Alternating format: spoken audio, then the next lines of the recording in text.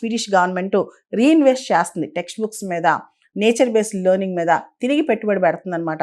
భారతదేశం కూడా ఇప్పుడిప్పుడే డిజిటల్ టెక్నాలజీ విపరీతంగా గ్రో అవుతుంది ఎడ్యుకేషన్లో. కాబట్టి మనం విపరీతంగా అంటే రెండింటిని బ్యాలెన్స్ చేస్తూ ఒక పక్క డిజిటల్ టెక్నాలజీ, మరో పక్క ట్రెడిషనల్ సిస్టమ్ ఆఫ్ ఎడ్యుకేషన్ రెండింటిని బ్యాలెన్స్ చేస్తూ మన పిల్లల్ని ముందు తీసుకెళ్ళాలి. కానీ కేవలం డిజిటల్ టెక్నాలజీ పూర్తి స్థాయిలో తీసుకెళ్ళిపోయి అసలు పేపర్ మీద అక్షరం ఎలా రాయాలి అనేది మర్చిపోయేలా చేయకూడదు.